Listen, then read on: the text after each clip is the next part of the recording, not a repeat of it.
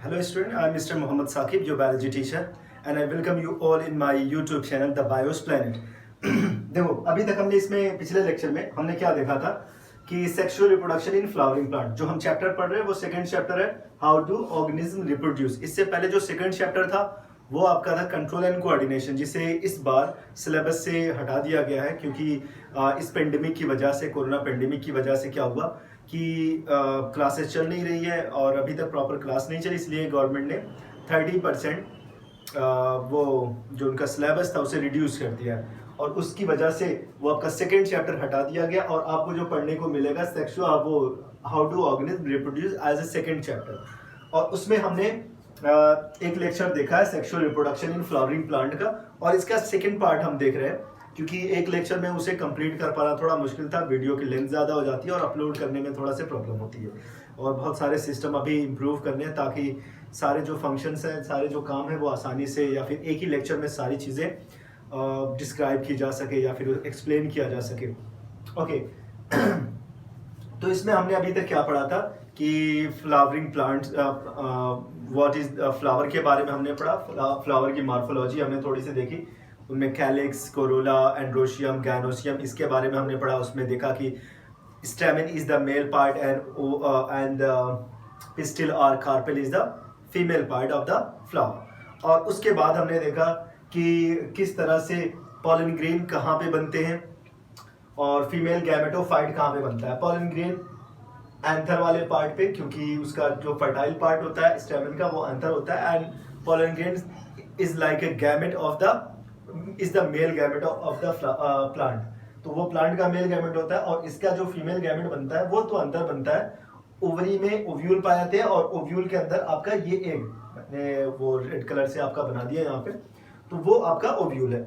अब इसमें जिस तरह से फॉर्मेशन हुआ इन दोनों का, ये अंदर की तरफ है और इसको जाना है, यहाँ तक जाना है और उसके बाद फर्टिलाइजेशन होना है, क्योंकि फर्टिलाइजेशन और fusion is very important process to for the future generation in the plant. अब उनके जो सेक्सुअल रिप्रोडक्शन वाले प्लांट होते हैं ना, उनमें फर्टिलाइजेशन बड़ा इंपॉर्टेंट इवेंट होता है। अगर फर्टिलाइजेशन नहीं हो पा रहा है तो फिर समझ लेते हैं कि न्यू प्लांट जो है वो जनरेट ही नहीं होगा। अब देखो किस तरह से जनरेट होगा कि जो सेक्सुअल रिप्रोडक्शन है उनके अंदर गैमेट बना, मेल के अंदर गैमेट बना, फीमेल पार्ट के अंदर गैमेट बना, उसके बाद ट्रांसफर वाला प्रोसेस होता है जिसे मैंने बताया था pollination, the transfer of male gamete और the transfer of pollen grain from the anther of the stamen to the stigma of the carpel. तो उनका ट्रांसफर होता है और दो टाइप के ट्रांसफर होते हैं, एक होता है सेल्फ पॉलिनेशन एंड एक होता है क्रॉस पॉलिनेशन। यहाँ तक हमने पढ़ लिया। अब देखो पॉलिनेशन के बाद के कुछ प्रोसेस हम समझ लेते हैं। आफ्टर पॉलिनेशन क्या हुआ, पॉलिनेशन हो गया, यहाँ तक आ गया आपका जो पॉलन ग्रेन है वो फ्लाई करके कहाँ तक पहुंचा, आपके कार्पेल के स्टिग्मा वाले पार्ट पे। This is the stigma, this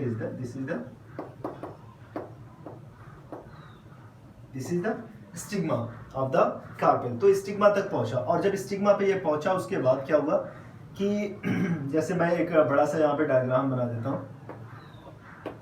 तो इसने क्या किया, यहाँ पे पहुंचने के बाद ये एक, इसमें कुछ स्पेसिफिक टाइप की सेल होती है, ओके, जिसे ट्यूब सेल कहते हैं या फिर ट्यूब न्यूक्लियस जो होता है ना, वो ट्यूब न्यूक्लियस हेल्प करता है एक ट्यूब फॉर्मेशन में, जिसको, क्योंकि ये पॉलन ग्रेन का ट्यूब है इसलिए उस ट्यूब को हम क्या कहते हैं, पॉलन ट्यूब कहेंगे। तो वहां से एक पॉलन ट्यूब जनरेट होगी और ये पॉलन ट्यूब आगे की तरफ बढ़ती चली जाएगी, आगे की तरफ बढ़ती चली जाएगी। आपका एक यहाँ पे है, ये एक लंबी सी पॉलन ट्यूब बन रही है। तो आपके जो एनसीईआरटी में एक डायग्राम बना हुआ है इस तरीके का, आप उस डायग्राम को देखें, वहां पे दो पॉलन ग्रेन का स्ट्रक्चर बना दिया। एक में दिखाया है पॉलन ट्यूब अभी नई नई जनरेट हुई है और एक में दिखाया कि ऑलमोस्ट पॉलन ग्रेन पूरी तरह से एक लंबी को दूर तक चली गई है और अंदर जाके इंटर हो गई है, कहाँ पे, ओव्यूल के पार्ट में इंटर हो गई है और जाके यहाँ तक पहुंच गई है एग के पास। अब यहाँ पे ये रिलीज कर देती है गैमेट। इस पॉलन ग्रेन के पॉलन ट्यूब में क्या होते हैं,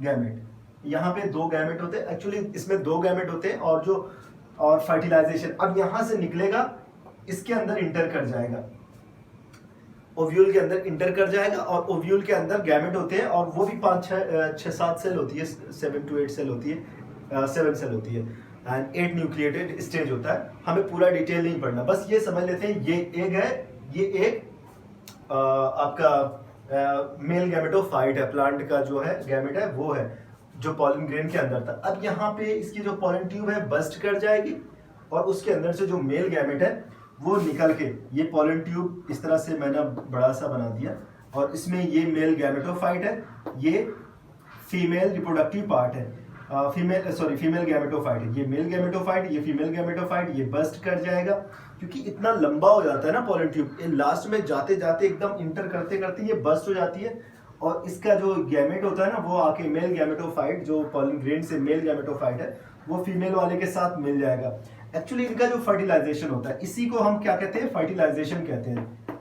the fusion of male gamete and female gamete और the fusion of male gametophyte and female gametophyte, तो इन दोनों का जो फ्यूजन होता है इसी को हम क्या कहते हैं, फर्टिलाइजेशन कहते हैं। What is fertilisation? Let me write it here, you can write fertilisation in complete पे, तो आप पूरा कंप्लीट फर्टिलाइजेशन लिखेंगे। तो इसे हम कहते हैं fusion of male gamete and female gamete, fusion of male gamete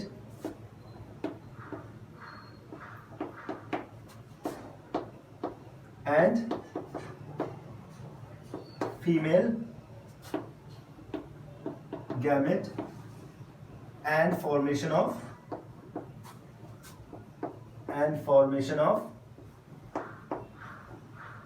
zygote and formation of zygote।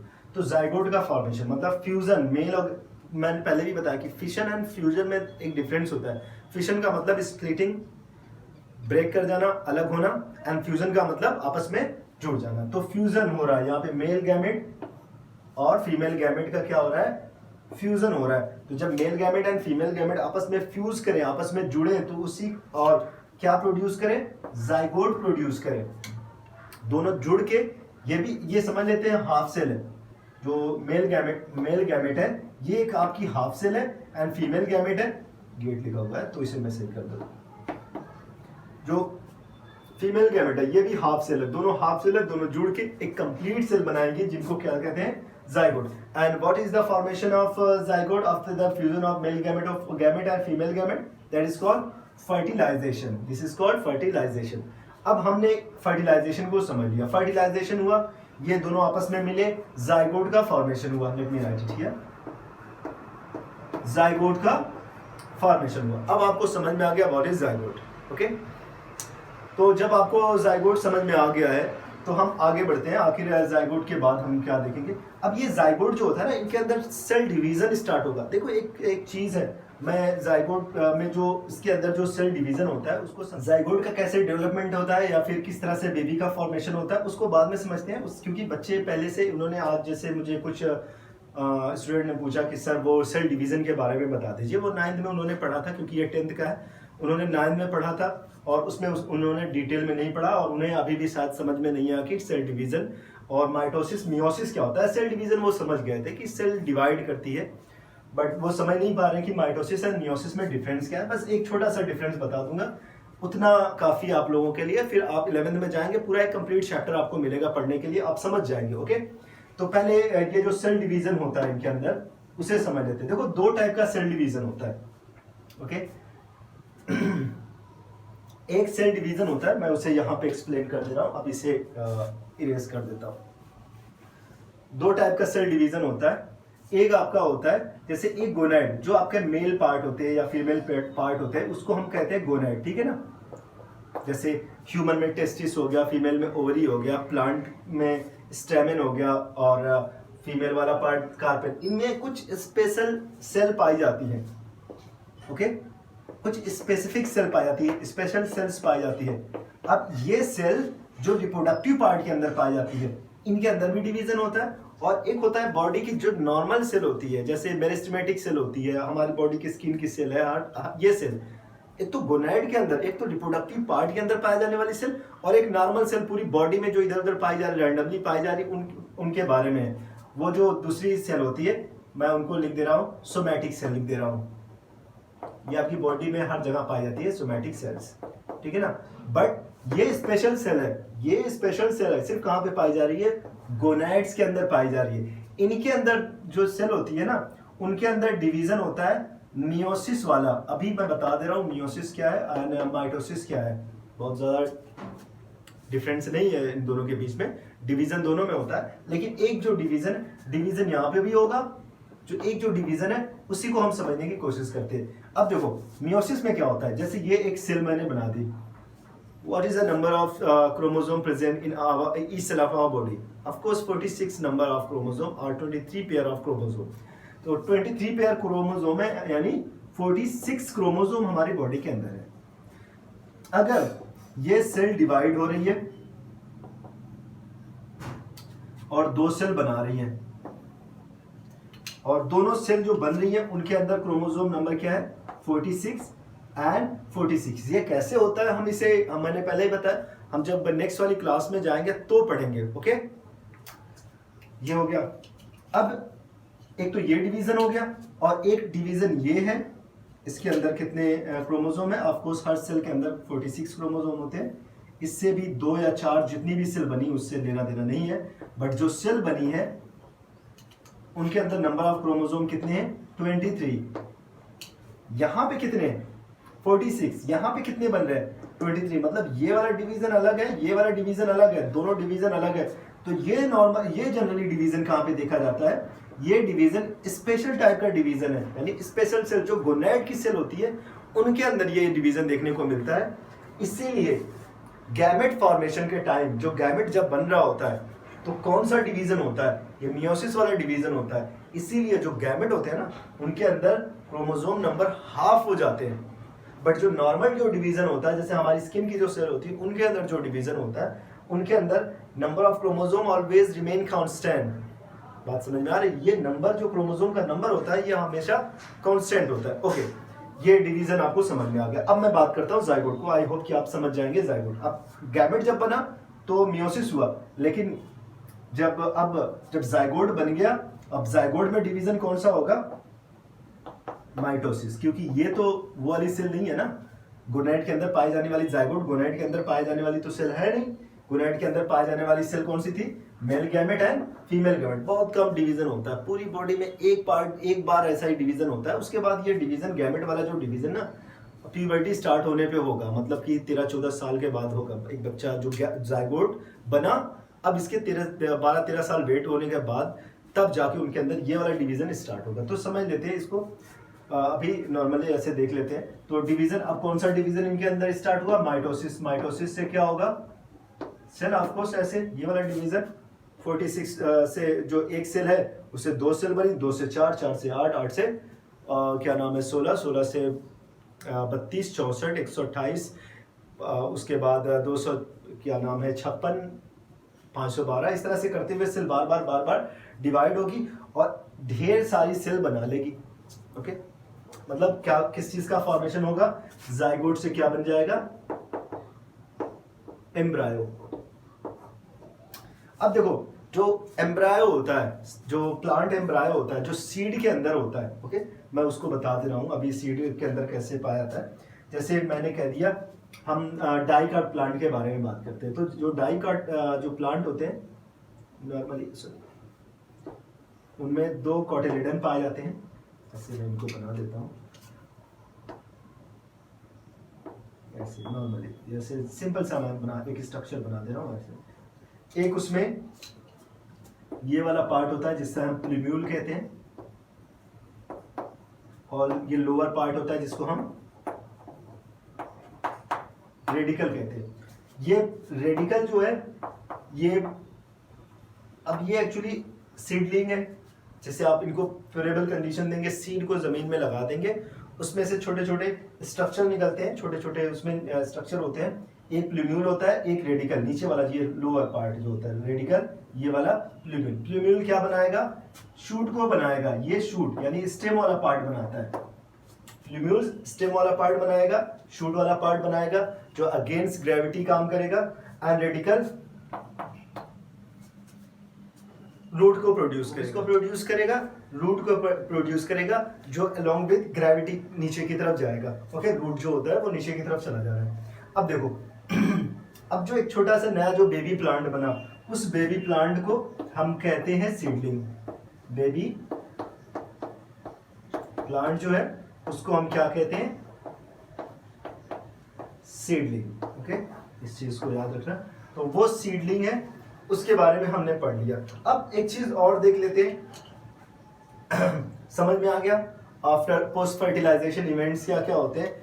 Zygote का फॉर्मेशन होता है, उस जाइगोट में माइटोसिस वाला सेल डिवीजन होता है, एम्ब्रायो का फॉर्मेशन होता है, एम्ब्रायो में 2 पार्ट हो जाते हैं, और जब फेवरेबल कंडीशन मिलती है तो वो प्लूम्यूल और अलग बन जाता है, और क्या नाम है, शूट जो और रेडिकल नीचे की तरफ एक बन जाता है। प्लूम्यूल किस चीज का फॉर्मेशन करे, एम्ब्रायो के दोनों पार्ट है, ये आपके शूट का फॉर्मेशन करेगा। रेडिकल किसका फॉर्मेशन करेगा, ऑफ कोर्स रूट का फॉर्मेशन करेगा। ओके, इस तरीके से आपका सीडलिंग एक प्रोड्यूस होता है, जो बार बार सेल डिवीजन के बाद उनके अंदर डिफरेंशिएशन होगा, उसमें लीफ बनेगी, स्टेम बनेगी, फ्लावर बनेंगे, ये सारी चीजें।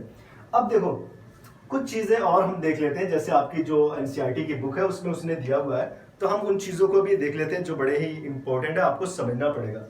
अब जैसे सीड कैसे बनते हैं, जो एक्चुअली एम्ब्रायो होते हैं ना, जो एम्ब्रायो होते हैं, उन्हीं एम्ब्रायो में से उनके ऊपर एक हार्ड कवरिंग बन जाती है। ओके, तो उस पर कुछ कोटिंग हो जाती है या हार्ड कवरिंग बन जाती है, 1-2 कवरिंग बन जाती है, एम्ब्रायो के ऊपर कुछ कवरिंग बन जाती है,